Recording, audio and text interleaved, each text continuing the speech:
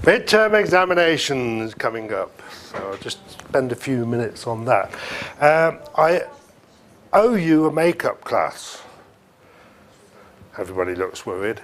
And the two classes I've got to do to bring myself up to date, and one of them is on Mount Carmel, which is not going to be in the exam.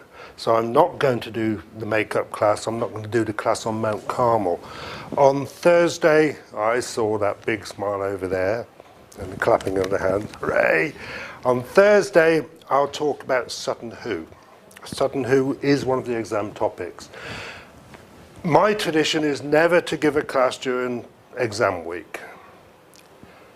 Usually people have got lots of exams and people don't turn up anyway, so there's no point in doing a class. So Tuesday, Thursday, no class, free revision period. Now the exam date, Saturday the 26th. I would prefer 9:40 in the morning. Now I know that many students have a habit of studying until 6 o'clock in the morning, which is not recommended practice, because then you fall asleep. 9:40 means you can then finish it and relax for the rest of the weekend if you don't have any more exams, right? And you can recover in time to go out Saturday night to a party or whatever. The alternative time would be 2:40. So I would prefer 9:40. If anybody has got a genuine problem with that, okay, 9:40 is Saturday, and I don't mean, oh, I've got a bus ticket to go to Alanya or something like that, a genuine problem, then let me know as soon as possible. Give me an acceptable excuse or reason. Midterm exam topics, there's 7 of them.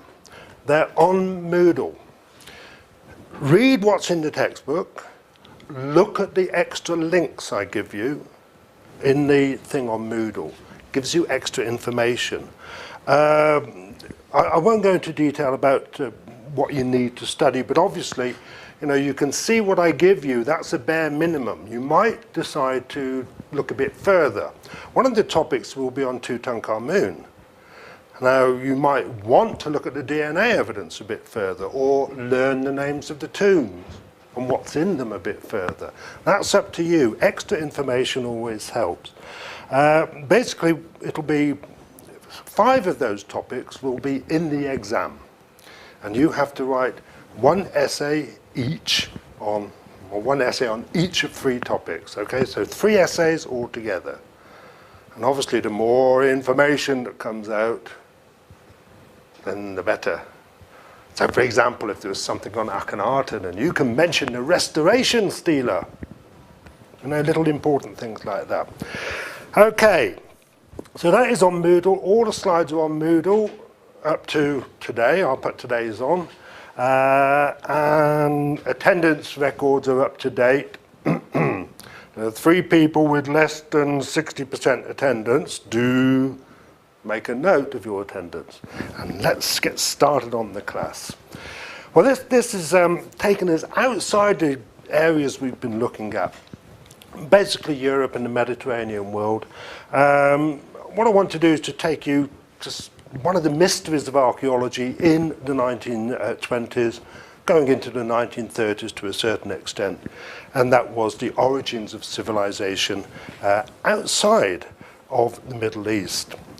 And the story really begins in 1834, when this man, shown later in life, Alexander Cunningham, became an army officer in what was then a private company called the East Indies Company, which basically owned India.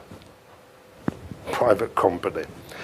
In 1861, India became a colony of the Great Britain. And Andrew Cunningham was made the first chief archaeologist of India. India, in this sense, modern India and Pakistan together.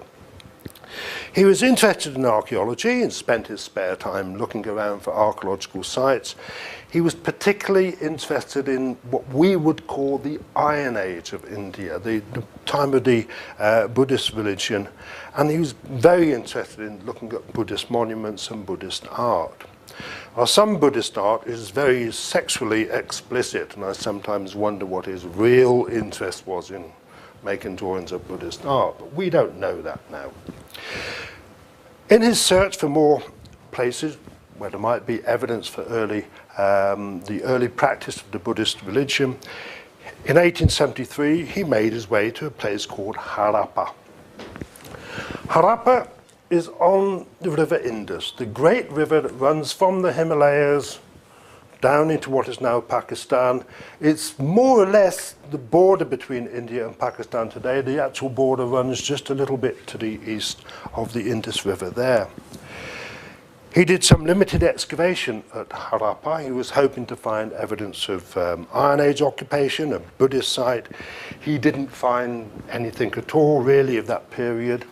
He found some buildings. His notes don't exist. We just know this from a later report. But one thing he did find that was very peculiar was some small pieces of clay, roughly about sort of 5 centimeters square, 7 centimeters square, which he recognized were seals used for making marks on something. This is a typical example of a Harappa seal. That's the seal proper. That's what you get when you push the seal into some wet clay. He noticed that they had some very strange symbols on these seals, so he decided perhaps I ought to find out what this is. It looks like a form of writing. And he decided I'll send them to the British Museum, but he died before he actually did, so he didn't get to the British Museum until 1912. He found them in 1873. Well, when they got to the British Museum, they realized this is potentially a very important discovery. It seems to be a form of writing. It's found at Harappa, right at the top of the Indus Valley. And where does all the material used in Mesopotamia, at Ur and Nineveh, where does it come from? It either comes in the form of lapis lazuli from Afghanistan, so down the Indus River, or it's agate stones or carnelian stones, which come from India. So this started people thinking that there would probably be evidence of a Bronze Age Chalcolithic civilization somewhere in India that controlled this trade in raw materials from the Himalayas, Afghanistan, and from India to Mesopotamia. The only problem was that the realization that there might be something up here in the Indus Valley came about in 1912. And in August of 1914, the First World War started, so nobody could do any work on this particular topic. But it did draw attention, to stress this particular point that all these sites in Mesopotamia use raw materials from Afghanistan, Egypt, India. This seemed to be a likely place to find a completely new civilization. The end of the First World War, British archaeologists finally had a chance to start looking for evidence for what there might be in India. The chief archaeologist of the time was Sir John Hubert Marshall, and he decided to send his assistants out to look up and down the Indus Valley to see what they could find. One of them was sent to Harappa. That seemed to be an obvious site. He arrived there in 1921 and found the remains of a very large settlement. It could be divided into two. There was a higher area which he called a citadel with remains of brick buildings on it, and what seemed to be a lower city down there. When they cleared away some of the soil, they found that these buildings had been made from fired brick, not mud brick. So the bricks had been made as part of an organized industry for building at Harappa. The assistant did a bit of excavation there, found some evidence of occupation. All the occupation levels, 8 of them, were of Bronze Age Chalcolithic date, which tied up with the dates of sites like and things like that. What was even more remarkable, though, was that the lower city seemed to have been built with a grid plan. It looked as if the streets were like that. It wasn't entirely clear. The earliest cities that we know of with a planned arrangement like this date to the Iron Age. But this is Bronze Age. Incidentally, does anybody know the only city in Turkey that has this type of plan? Erzincan, after it was rebuilt in the 1930s after the earthquake. The only place in Turkey that's actually got this type of plan. So if you ever go to Erzincan, it's something you can remember. Makes it easy to find your way around, I will say that. However, this looked to be really quite an interesting site in many ways, but Sir John Marshall thought, well, yes, it might be, but Harappa is right up the Indus Valley. It's 1,000 kilometers from the sea. I can't really see this being the center of a Bronze Age civilization. So, no, we've got to find something else. So he sent off another one of his assistants who keep on looking down the Indus Valley. And the other assistant found a site at a place called Mohenjo-Daro. Mohenjo-Daro, the Mound of the Dead. Fascinating place name. This is 1,000 kilometers away from Harappa, but when the assistant started walking around it, he found a city with a plan that looked like the one at Harappa. Here we have Mohenjo-Daro. Citadel, a higher point, lower town, evidence of a street grid. That's Harappa. Citadel, lower town, evidence of a street grid. And all the material that could be found at Mohenjo-Daro seemed to be of Bronze Age date. Mohenjo-Daro was discovered in 1923. In 1922, Sir John Herbert Marshall had written a newspaper article saying there is no evidence at all of Bronze Age civilization in the Indus Valley. Now, the evidence was there. It was quite obvious from the similarity between Mohenjo-Daro and Harappa that even though they were 1,000 kilometers apart, they were connected in a cultural sense. Buildings made of fired brick, citadel, lower city with a street plan. Mohenjo-Daro is also producing evidence of seals, the same type of things that have been found at Harappa. They had to belong to the same period.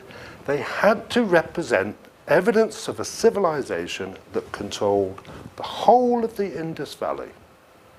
1,000 kilometers if you go by the river Indus, 650 kilometers if you can fly from one to the other.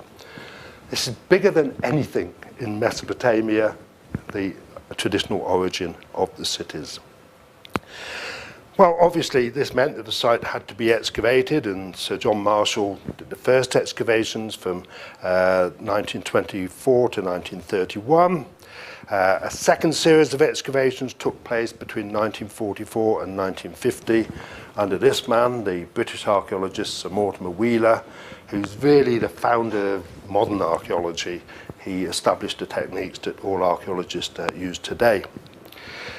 Most of their work was done on the citadel area. Working in the 1920s and 30s and 40s, the discoveries at are still very fresh in everybody's mind. What they're thinking of is we have a civilization. A civilization has got to have a palace for a king or a temple for a god. This is going to exist on the highest point, the most important point of the city. So they concentrated their work on the citadel area up here. One problem with working up there was that a large part of the site was covered by this here. It's a stupa. It's a temple to the dead, a Buddhist temple to the dead. But in this aerial photograph, you can see the citadel quite clearly, the lower city down there.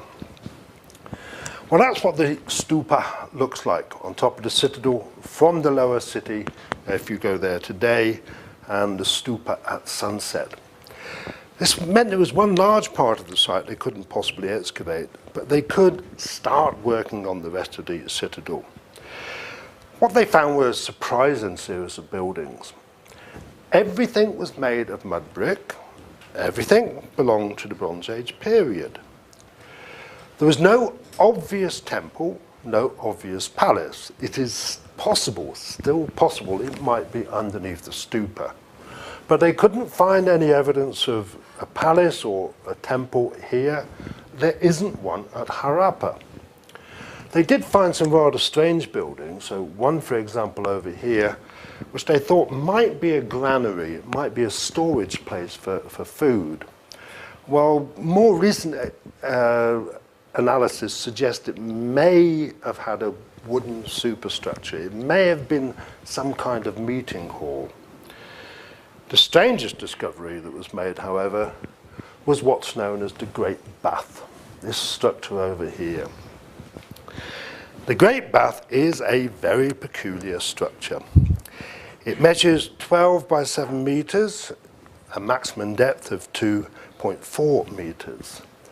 This is an aerial view of it, and you can see there are steps going down on either side. It's made of fired brick. It's covered with tar, black stuff on the inside originally to stop the water from running out. There were seats along the side, as you can see there, and you can see the steps coming in. And originally it had been surrounded by a veranda, a covered area. But the pool itself was open. What this was used for, nobody really knows. Archaeologists remember when they can see something that's made for a specific purpose, but we don't know what the purpose is, we use that wonderful word, ritual, which means we don't know what it's for. But it's obviously connected with some form of public activity or sacred ceremony or something like that. But exactly what, nobody has any idea. But it was something that was in regular use. This is Bronze Age dates, so we're talking 1300 BC or thereabouts. It was something in regular use. People could sit down inside it. It might have been used for baptizing people. You become a member of the community or a religion, you go into this pool. It was obviously kept clean and washed out on a regular basis.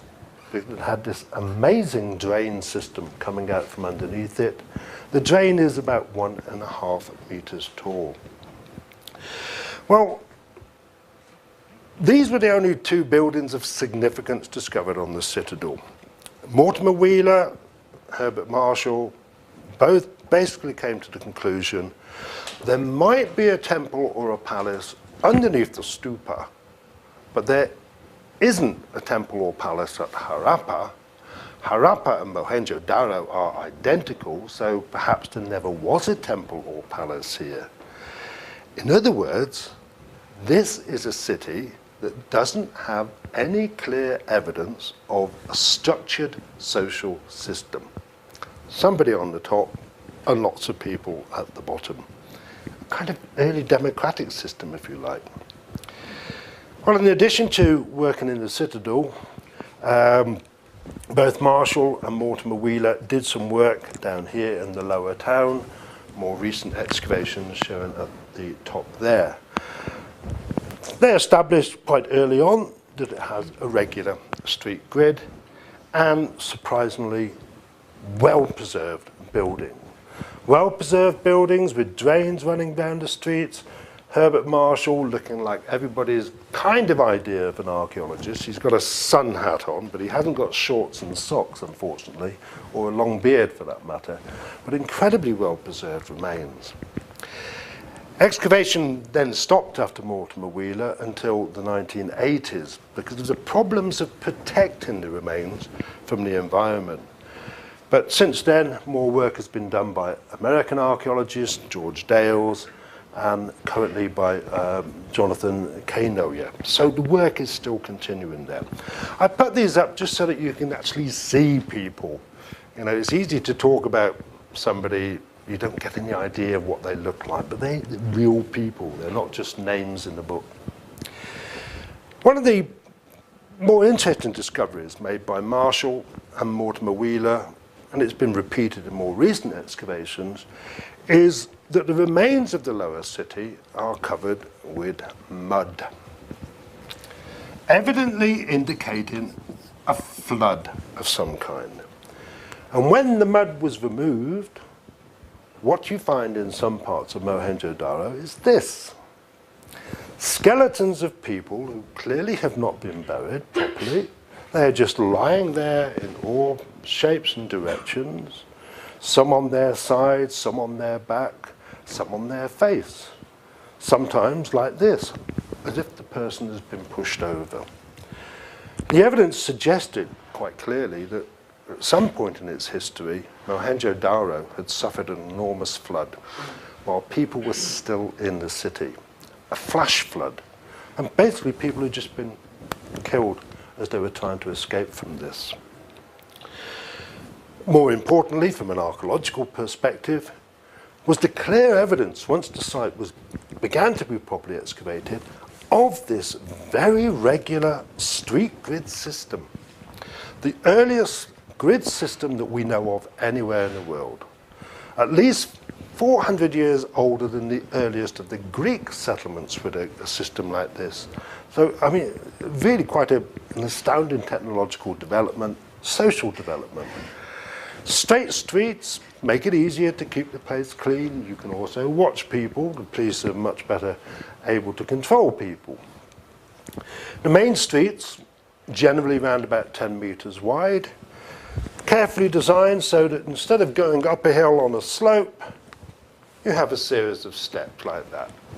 So clearly not used by wheeled traffic very much. You could use wheeled traffic, carts to a certain extent, but you'd have a bit of a problem getting up the hill on the top. There were also minor streets, which are roughly about 4 meters wide, that run between the buildings, and you can see how perfectly straight these are. And even alleyways. Alleyways generally round about 1 meter, 1.5 meters wide, running between the individual buildings, giving access to back doorways. Same street with children, same street without them. So you've got the archaeological view there. Well, the evidence of the streets indicates a high degree of social organization, planning, somebody in charge. We need to do this, we need to do it like that, etc., etc.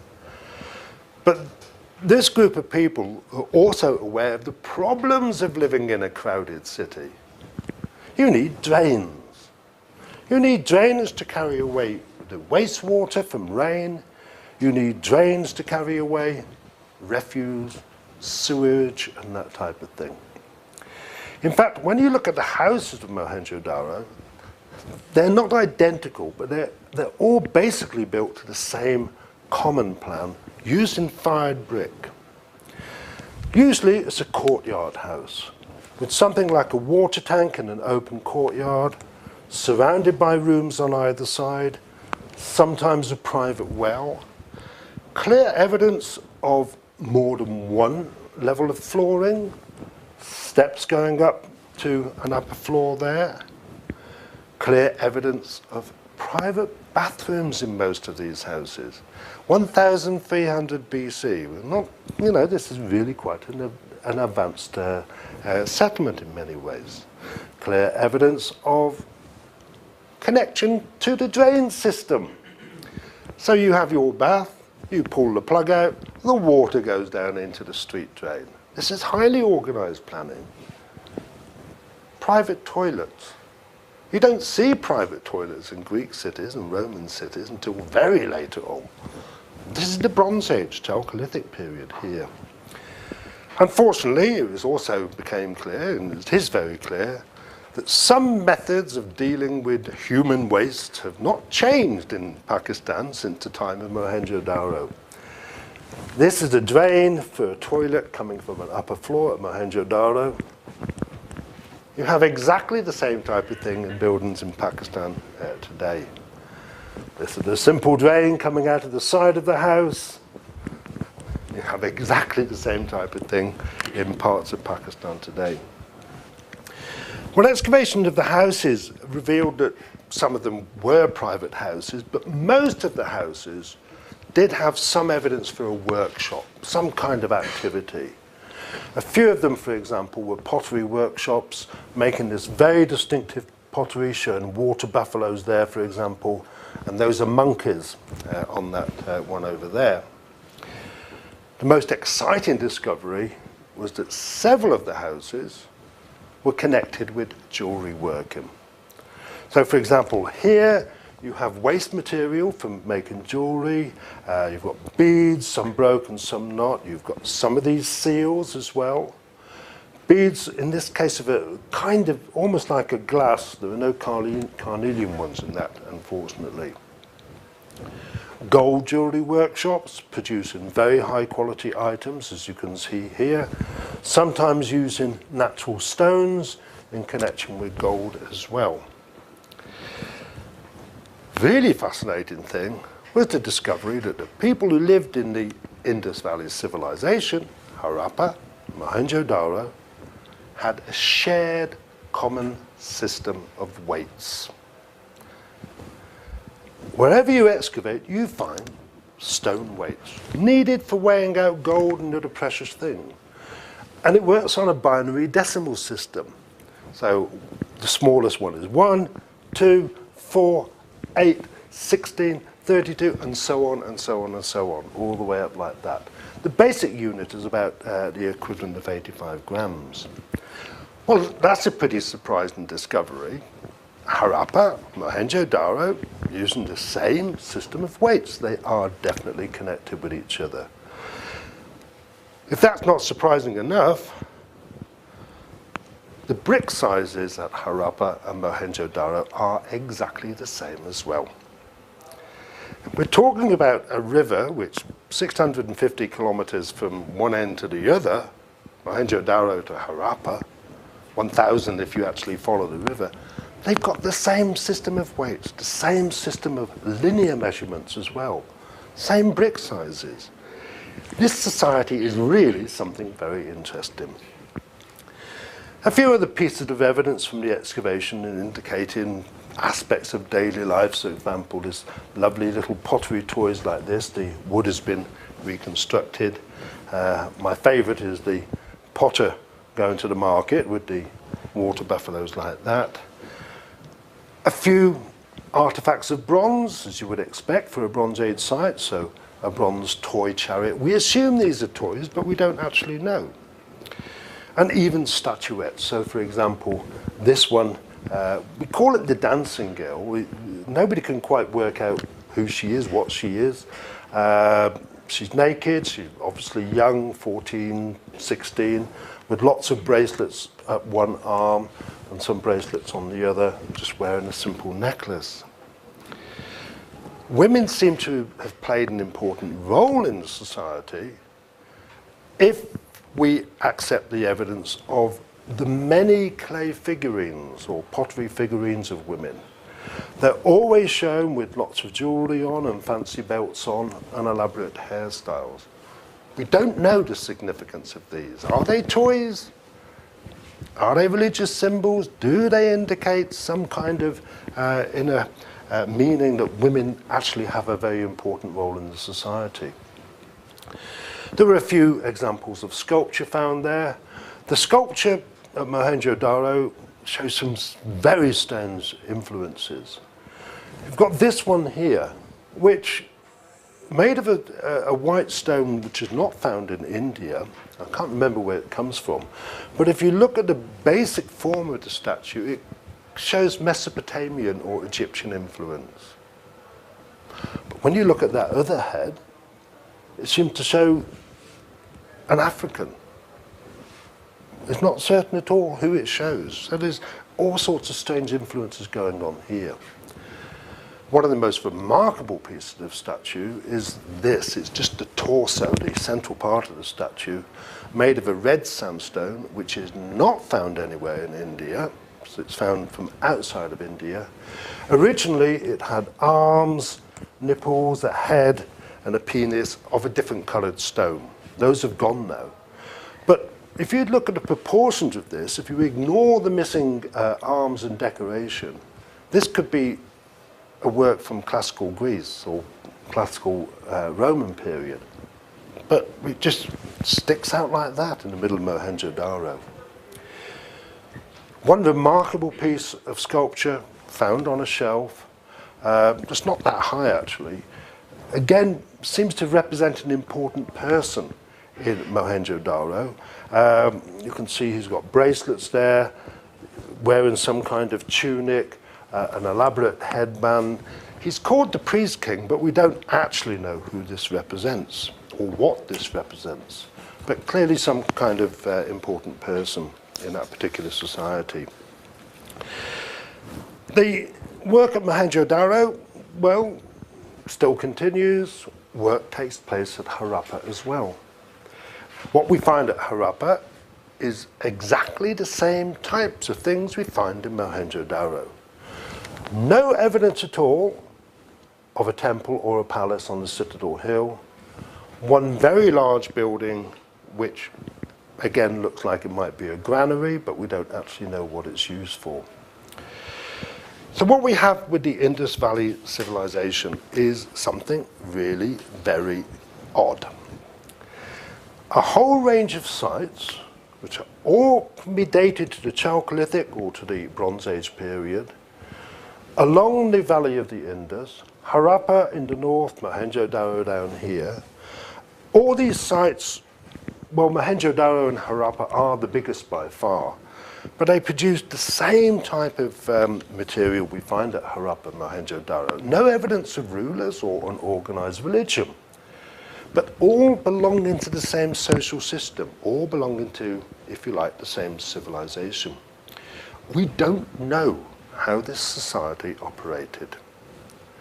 There are no big monuments or statues commemorating kings or generals. There's no evidence of an army. In you have soldiers to keep the people under control as well as to deal with enemies. There's nothing like that for the Indus Valley civilization. The evidence suggests that if there was some kind of ruling class, this ruling class was not really different from the people who lived in the cities. The people in the cities trusted their rulers, the rulers trusted the people. The rulers might have been priests. That's how we would normally explain a society like this. Mesopotamia, priest kings, but there's no evidence of an organized religion. They could be traders, they could be merchants, they could be landlords. We really don't know. The other big problem is their writing. What has been found at Mohenjo-Daro, Harappa and other sites have been a number of clay seals, what seem to be writing tablets, even pottery with symbols on them. Over 400 separate symbols have been recognized. Well, if there are more than 400 symbols, this is not an alphabet. An alphabet, maximum of about 30, 32, something like that. One big problem with trying to understand this writing system, if that's what it is that only 2 examples of writing are longer than about 7 symbols. There's no big stone with lots of it on. The longest inscription in the Indus Valley script is 17 signs. Most of them are a lot less than that. 4 or 5 is the normal number. Well, people argue about what this means. Is it a non-linguistic language? Is it some form of sign language?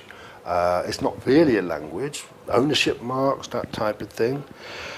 Could it be that it represents an unknown language? Somebody really, nobody really knows.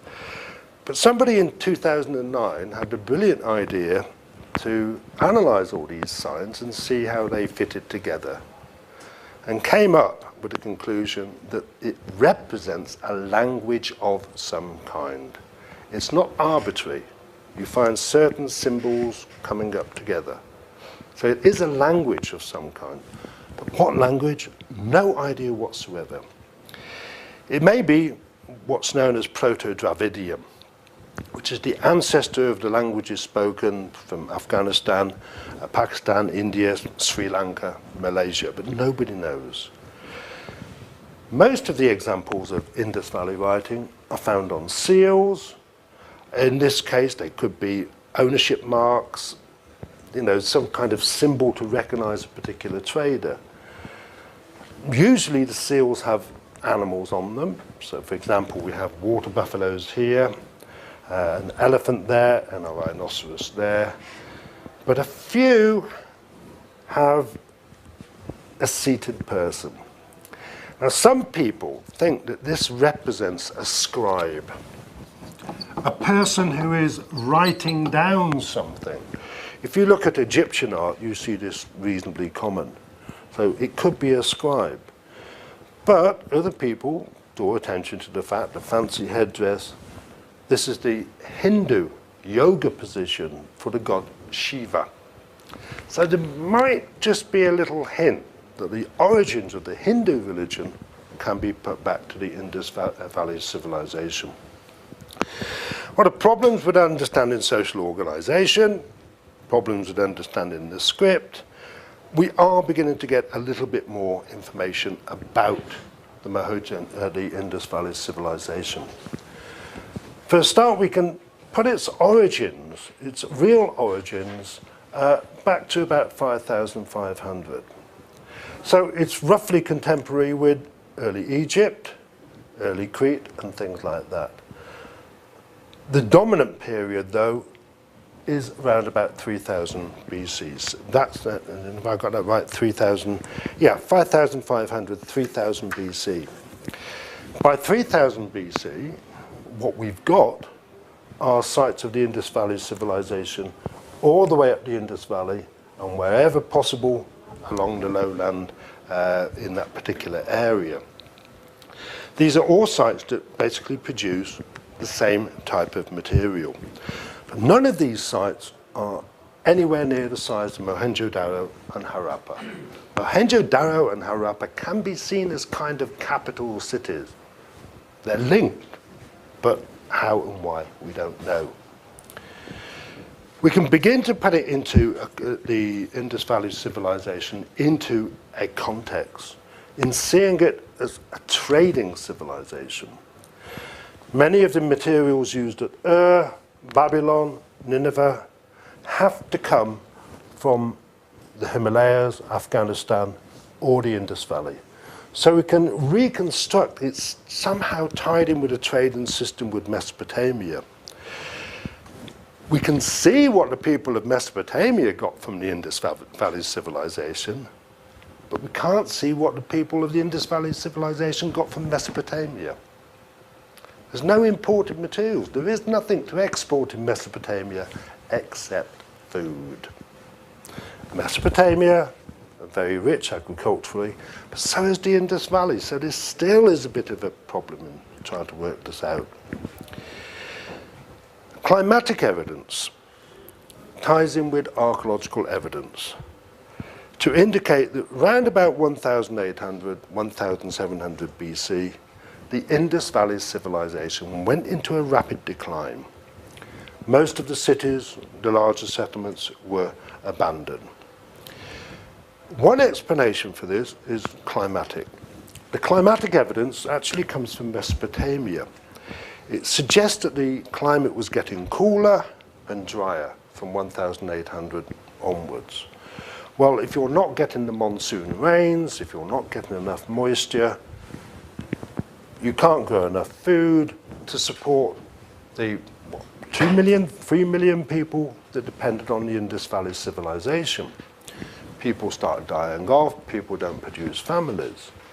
You can see the trade system would collapse as well, because climatic change affects wind movements.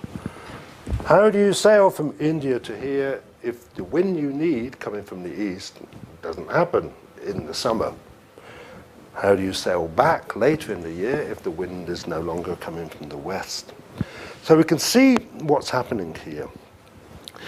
There has to be some form of climatic event that starts the downfall. But the real cause of the end of the Indus Valley civilization is connected with climatic change. Pakistan suffers regularly from intensive floods. A hard winter, lots of snow on the Himalayas. If it melts very quickly, you get so much water coming down in the spring and the early summer, the rivers can't deal with it. This is the flooded areas in Pakistan in August, just 1 year ago. You can see all along the Indus Valley, Mohenjo-Daro's up there, down here, Harappa's up there. This is what the flood looks like when it suddenly hits the town. This is the town of Pir Sahab in 2010. Within 5 minutes, a wall of water went through the city. The city couldn't cope with it. Look at the difference. This seems to have been what really brought about the final collapse of the Indus Valley civilization. Excavations at Mohenjo-Daro have revealed evidence of 7 different flood episodes before that final flood episode. The 2010 flood in Pakistan affected 1/5 of the country, flooded 1/5 of the country. It directly affected 20 million people, property damage and things like that. Actual deaths are only 2,000, but this is 2010 we're talking about. Helicopters, things like that. Imagine what a flood like this would have done to Mohenjo-Daro. So that seems to be why the Indus Valley civilization collapsed. But there's still so many questions to answer about this one. This is the big mystery for archaeologists today. Okay.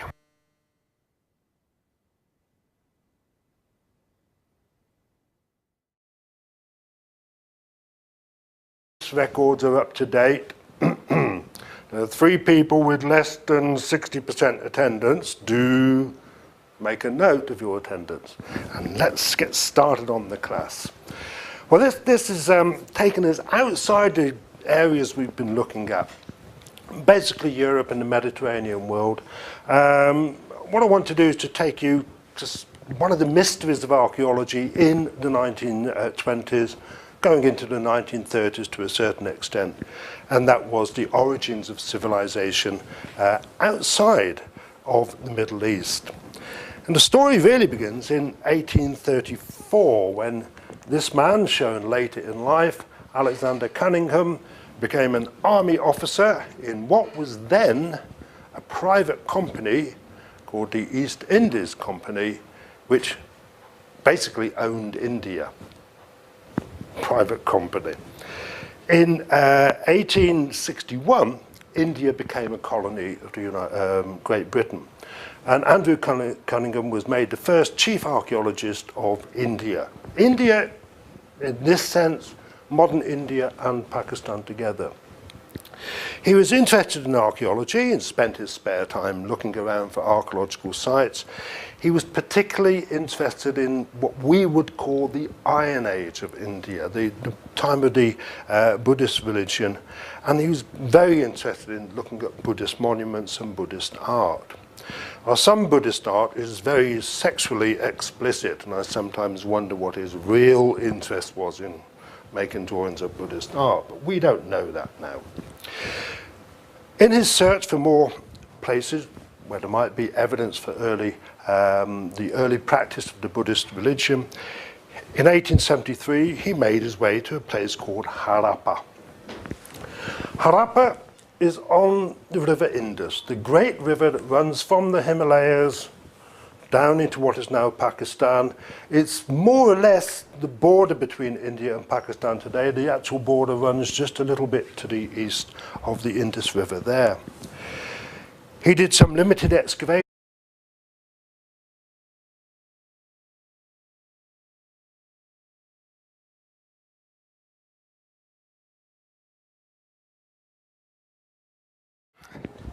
Midterm examination is coming up, so I'll just spend a few minutes on that. I owe you a makeup class. Everybody looks worried. And the two classes I've got to do to bring myself up to date, and one of them is on Mount Carmel, which is not going to be in the exam. So I'm not going to do the makeup class. I'm not going to do the class on Mount Carmel. On Thursday, I saw that big smile over there and the clapping of the hands. Hooray! On Thursday, I'll talk about Sutton Hoo. Sutton Hoo is one of the exam topics. My tradition is never to give a class during exam week. Usually people have got lots of exams and people don't turn up anyway, so there's no point in doing a class. So Tuesday, Thursday, no class, free revision period. Now the exam date, Saturday the 26th. I would prefer 9:40 in the morning. Now, I know that many students have a habit of studying until 6 o'clock in the morning, which is not recommended practice, because then you fall asleep. 9:40 means you can then finish it and relax for the rest of the weekend if you don't have any more exams, right? And you can recover in time to go out Saturday night to a party or whatever. The alternative time would be 2:40. So I would prefer 9:40. If anybody has got a genuine problem with that, okay, 9:40 Saturday, and I don't mean, oh, I've got a bus ticket to go to Alanya or something like that, a genuine problem, then let me know as soon as possible. Give me an acceptable excuse or reason. Midterm exam topics, there's 7 of them. They're on Moodle. Read what's in the textbook. Look at the extra links I give you in the thing on Moodle. Gives you extra information. I won't go into detail about what you need to study, but obviously, you can see what I give you. That's a bare minimum. You might decide to look a bit further. One of the topics will be on Tutankhamun. Now, you might want to look at the DNA evidence a bit further, or learn the names of the tombs and what's in them a bit further. That's up to you. Extra information always helps. Basically, it'll be 5 of those topics will be in the exam. And you have to write one essay each on, or one essay on each of 3 topics. Okay, so 3 essays altogether. And obviously, the more information that comes out, then the better. So, for example, if there was something on Akhenaten, and you can mention the restoration stealer, little important things like that. Okay, so that is on Moodle. All the slides are on Moodle up to today. I'll put today's on. And attendance